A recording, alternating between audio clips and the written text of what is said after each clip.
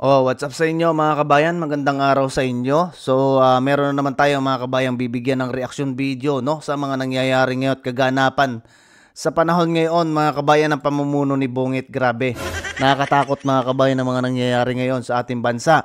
At pangalawa mga kabayan, meron ding live interview no si Maharlika no kay Madam Hanilet no. At meron siya ditong mga ibinunyag mga kabayan patungkol sa mga nasabing nurse no na nangangalap mga kabayan ng donation para kay PRRD. Nako mga kabayan, mag-ingat tayo dito no. Grabe naman tong mga to no. Ginagamit yung mga nangyayari no. Pinagsasamantalahan nila mga kabayan yung pangyayari para manghingi ng donation na which is wala namang ganon mga kabayan. May nakikita tayo sa Facebook na nangihingi no. Nakalagay pa man din mga kabayan yung GCash number. Grabe. So anyway mga kabayan, maraming salamat sa mga bagong subscribers natin at sa mga hindi pa, inanyayahan ko kayo mag-subscribe. Nang sa ganoon mga kabayan, maging updated kayo sa ating mga videos. So pakinggan muna natin mga kabayan itong mong sinabi dito ng China no, na kung saan mga kabayan talagang parang nakakatakot na mga kabayan ang nangyayari dyan sa West Philippine Sea. Lalo pa mga kabayan na pinagdiinan no, ng Amerika yung full cooperation sa ating bansa no. Ito yung nakakapagtaka mga kabayan ano. Ang Amerika ay kaibigan na natin. Meron na tayong bilateral dyan mga kabayan. Meron na tayong kasunduan sa Amerika. Bakit kaya ang gobyerno natin mga kabayan, itong pamamahala ni Bungit, bakit hindi siya makipagkaibigan mga kabayan dito sa mga Chinese? Total naman karatig lugar din natin mga kabayan. Kumbaga napakalapit niyan sa atin. Once na magkaroon mga kabayan ng sigalot, no, tayo ang maapektuhan, hindi Amerika mga kabayan. Yan yung nakakatakot ding isa dyan. Total naman mga kabayan, magkaibigan na ang Amerika at saka Pilipinas. Dapat makipagkaibigan si Bungit dito sa mga Chinese. Hindi ko maintindihan mga kabayan kung ano bang ginagawang plano nitong administrasyon na to. Tayo ba ilalagay nito sa kapahamakan? Kasi mga kabayan, kung mapapansin ninyo, no, simula nung nagkaroon ng base militar mga kabayan dyan, bago naging presidente si Bungit mga kabayan, nagkagulo-gulo, no, yung nangyayari dyan sa West Philippine Sea na unlike before, no, panahon ni Pinoy mga kabayan, magulo na din dyan, no? At nung naging Pangulo si PRRD, nakita naman natin na tumahimik mga kabayan yung West Philippine Sea.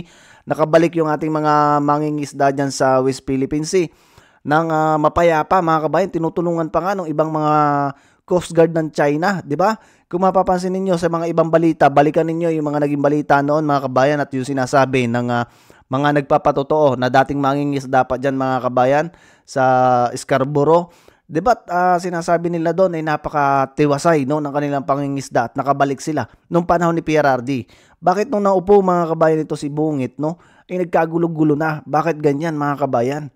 At naging kumbaga parang naging mas ano siya na sa mga Amerikano na which is alam naman natin mga kabayan na ang China at saka Amerika ay merong dispute no, merong hindi pagkakasundo lalo pa ngayon mga kabayan, 'di ba? Kaya siguro sinusuguridad mga kabayan ng Amerika yung Pilipinas na talagang totoong alay niya at magdadagdag pa daw mga kabayan ng mga base militar, mga kagamitan ng mga Amerikano. So baka mga kabayan inihahanda no kung sakali mang magkaroon ng gulo mga kabayan ay nakahanda mga Amerikano at nakaland yung kanilang mga base dyan mga kabayan sa ating bansa. Kung mangyayari yan mga kabayan at wag naman sana, tayo mga kabayan ang delikado no, kasi tayo yung naka-front no. Ang Amerika ay napakalayo niyan mga kabayan sa China. Tayo yung may base militar na mga kano at tayo ang mauna for sure mga kabayan. Grabe. So pakinggan muna natin mga kabayan ang babala dito ng China. So ito mga kabayan. 南海诸岛及其附近海域拥有无可争辩的主权，对香港湾海域拥有主权权利和管辖权。中方始终 Basahin ko sa inyo mga kabayan ha. Sabi niya dito, China always has been committed to maintaining regional peace and stability.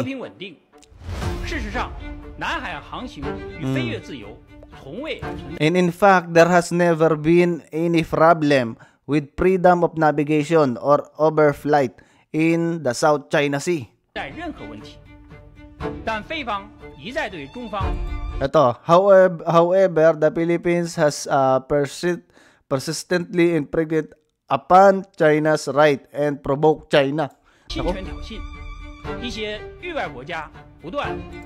And some non-regional countries have continued stir up trouble. Sino kaya to mga kabayan? Ano kaya mga bansa din to? Itong mga nag-ano dyan sa West Philippine Sea. For sure, nandyan yung mga Amerikano, mga kabayan, at yung iba pang alay. 姿势，使得南海不得安宁。中方维护自身领土主权和海洋权益的决心意志坚定不移。工具箱里也有丰富的选项，我们奉劝菲方。Ito mga kabayan, we advise the Philippine side not to misjudge the situation. Nako, delikado tayo dito. 不要误判形势，立即放弃徒劳的 Immediately abandon its ano yan? Malabo mga kabayan, risky provocation. 冒险挑衅，切实回到通过对话妥 And return the rights track of properly resolving differences through dialogue, no mga kabayan. Isibungit kasi yata mga kabayan, hindi nakikipag-dialogue dito sa China, no. Mas pinipili niya mga kabayan yung sa puti na alam naman niyang napakalayo mga kabayan. 处分歧的正确轨道上来。 So yan mga kabayan, no, yung babala ng China, no, sa Pilipinas. Alam niyo, no, ay yung Amerika nga mga kabayan, sa dami ng ginerahan yan, meron ba mga kabayan na ipanalong gira yung mga yan? Meron ba kayong nabalitaan mga kabayan na panalong gira? Yung sa Vietnam mga kabayan, yung Vietnam War. Nanalo ba doon mga kabayan ng Amerikano? Ha? Sa Afghanistan, sino mga kabayan? Tinapos ba nila yung war doon? Parang wala yata mga kabayan. Yung sa Ukraine, di ba? Kita niyo ngayon mga kabayan, devastated ang Ukraine. Walang nangyari. Ayan, iniwanan na ng Amerika mga kabayan. Sana sa Pilipinas, wag mangyari yan mga kabayan kasi kawawa tayong mga Pilipino. Hindi ang bansang Amerika. Kasi ang Amerika mga kabayan, napakalayo. Nako, susmiyod garapon. Napakalayo ng bansa ng Amerika. Tayo ang unang matitipok dyan pagka nagkataon. Pakinggan muna natin mga kabayan ang interview ni Marlica dito kay Ma'am Hanilet Abansenya. Or I don't know, may mga nung kahapon sa ground, nandoon ako, may mga pinaparating sa akin na mga information na may mga taong nangihingi ng tulong in behalf of your family. Inaalaw niyo po ba 'yon? Hindi. Pakiusap ko lang kung sino man ho kayo. Wag niyo Makinig tayo mga kabayan, ha. Makinig yung mga masyadong malalambot ang puso, no? Pag kami nakita ang post ay talagang kukontakin pa.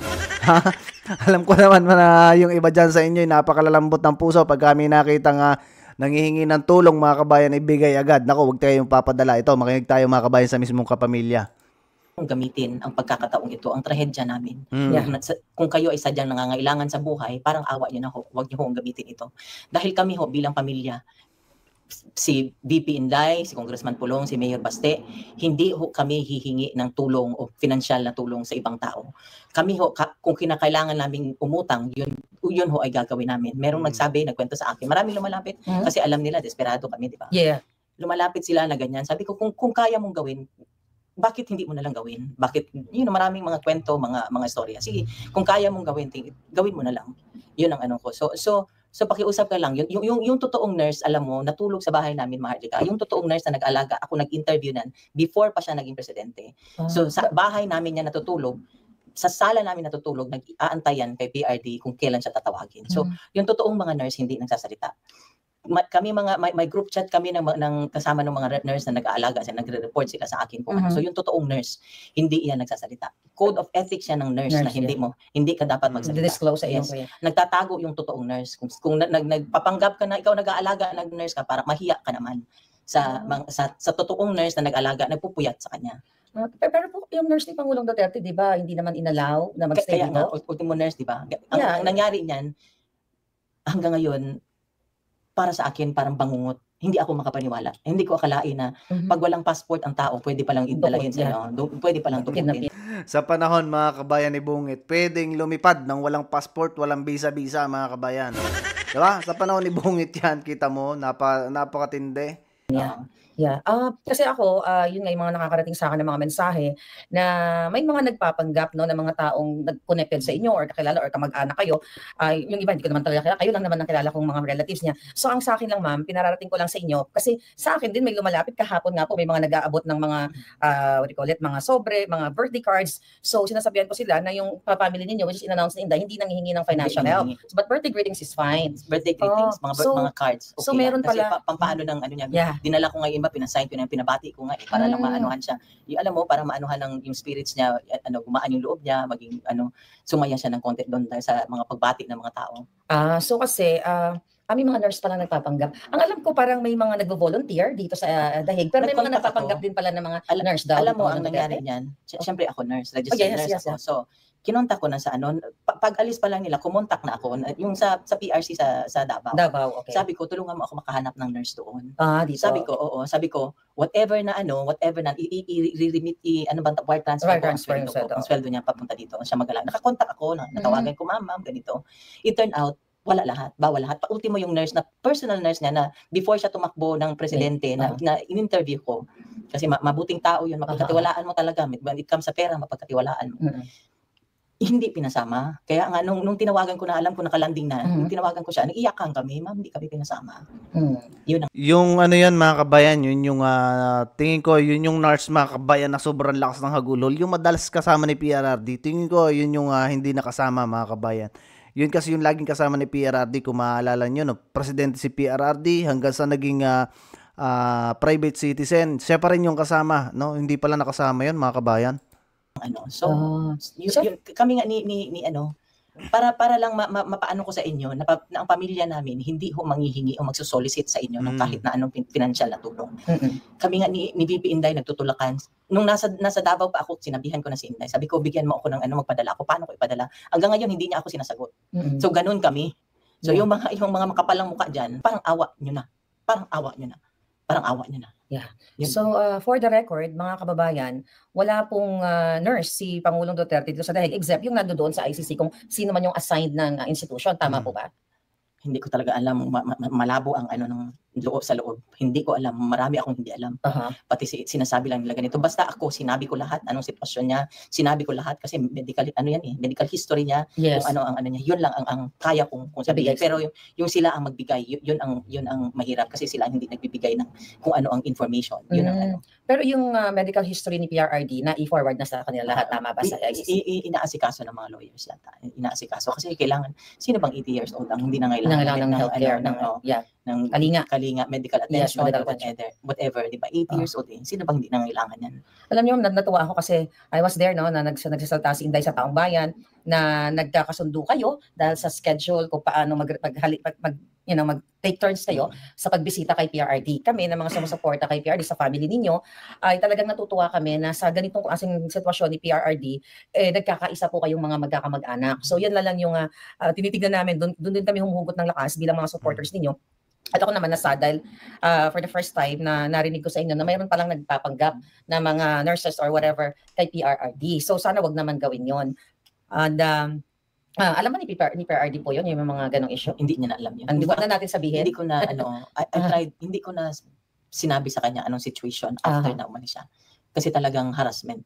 Ako, doble ang trauma ko nung sa Manila, sa Davao. Doble talaga ang trauma ko. So, my daughter was not in Davao at the time. After na. So, grabe, doble talaga trauma ko. So ayun mga kabayan, no, hanggang dito na lang yung video, no, ni Ma'am Hanilet at saka ni Maharlika, no, mga kabayan. Isang panawagan dito, no, ni Madam Hanilet na sana, no, wag namang abusuhin mga kabayan o wag gamitin yung kanilang pangalan para lamang sa pansariling kapakanan mga kabayan, no. Marami kasing gumagawa niyan, sa totoo lang. Marami tayong nakikita mga kabayan sa post sa Facebook na ganyan na nangihingi, no, ng pera, no, nagsusulisit mga kabayan ng pera para daw maibigay kina PRRD. Ginagamit mga kabayan yung sitwasyon nila, grabe. Grabe itong mga taong mapagsamantala mga kabayan. At anyway, no, ilalagay ko mga kabayan sa description box, no, yung petition natin mga kabayan na ginawa ni na Senator Gringo Honasan at saka ni Congressman Marcoleta. Sa mga hindi pa mga kabayan nakapag-fill up doon, mag-fill up tayo, no, doon sa form na yon. Ilagay natin yung mga totoong pangalan natin mga kabayan at signature. At yan mga kabayan ay makakatulong, no. Sabi doon sa interview ni Congressman Marcoleta at saka ni Senator Honasan, yan ay legal mga kabayan. Kung baga magiging private NGO tayo na magpipetisyon mga kabayan dyan sa ICC. Nang sa ganun mga kabayan, kung baga makatulong kay PRRD at mapalabas siya ng maaga. So ayun lang mga kabayan yung ating may i-contribute, no. At siyempre, panalangin sa ating dating Pangulo, mga kabayan, na sana'y bigyan siya ng malakas na pangangatawan at makalabas na siya dyan, mga kabayan. At siyempre, huwag niyo kakalimutan, mga kabayan, ang ating mga pambato, no? Itong 10 pambato natin, mga kabayan. At alam ninyo, ito yung isang panawagan ni PRRD na i-straight vote natin, mga kabayan, yung mga pambato ng PDP. Kasi alam nyo naman ngayon, mga kabayan, sa panahon na to, at maging secure, pahalagahan natin, mga kabayan, or bantayan natin yung ating mga magiging boto. Kasi hawak ni Bungit, mga kabayan, ng mekanismo. Kaya maging mapagmatsyag tayo, mga kabayan. So, see you sa susunod na video, mga kabayan. Adios sa inyong lahat. At huwag nyo kakalimutan mag-like at mag-share. Magbigay din kayo ng inyong comment dyan sa comment section. See you sa susunod na video, mga kabayan.